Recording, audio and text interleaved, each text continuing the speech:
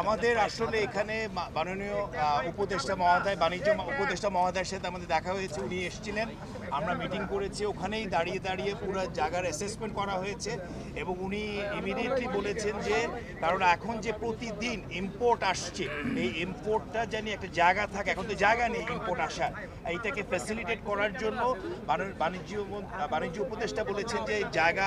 Terminal 3-তে নতুন জায়গাতে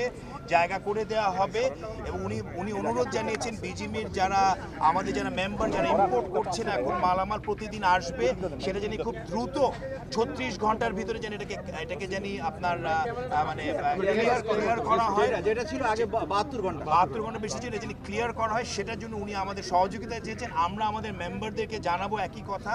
এবং কাস্টমসের সাথেও আমরা একটা ওয়ার্কিং কমিটি করে এটাকে যেন খুব দ্রুত ফ্যাসিলিটেট করে মালগুলো যেন বের করা যায়, যেন জমে না যায়, সেটার স্বার্থে আমাদেরকে ব্যবস্থা নেওয়ার জন্য সেই ধরনের আলাপ হয়েছে ভিতরে। আপনি একটু অবগত করবেন আমাদের, যদি শুধু আমাদের গার্মেন্টস না অন্য কারো যারা ক্ষতিগ্রস্ত হয়েছেন এইচএস কোডের ব্যাপারে বা ডকুমেন্টেশনে কোনো প্রবলেম হলে ওনারা এটাকে নমনীয়ভাবে দেখবেন। শুক্রবার এবং শনিবারে যদি মাল ছাড়ানো হয় তাহলে একটা স্পেশাল ট্যারিফ অফার করা হবে। আপনি কি একটা অ্যাসেসমেন্ট করতে পেরেছেন কি পরিমাণ শুধু একটা শুক্রবার একটার পর একটা যেভাবে ইনসিডেন্ট ঘটতেছে, এই ইনসিডেন্টগুলো থেকে আমাদেরকে হেফাজত করার জন্য সরকারকে মানে দায়িত্ব নিতে হবে, না হলে আমরা কিন্তু টিকে থাকতে পারবো না। আজকে আমরা যেটার বিষয়ে যাচ্ছি, আমি বলি বিইং এ বিজিএমইএ বোর্ড, আমি এক ব্যক্তিগতভাবে আমার 26টা কনসাইনমেন্ট ছিল, এভাবে বুঝেন 1200 বন্ডার আমাদের এইখানে যেটা ক্যালকুলেশন করছে 1 বিলিয়নে যেটা মানে কভার হবে এটাও না। আমার মনে হচ্ছে না যাক, আমাদের মাননীয় উপদেষ্টা ভিতরে আছেন, উনি আমাদেরকে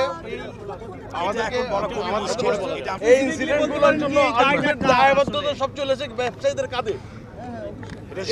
এটা যে লায়াবিলিটি রেসপন্সিবিলিটি কিন্তু সরকার এটার কোনোভাবে নেয় না, এটা যেন সরকার আমাদের পক্ষে আগায় আসে, এটাই আমাদের বিনীত আবেদন।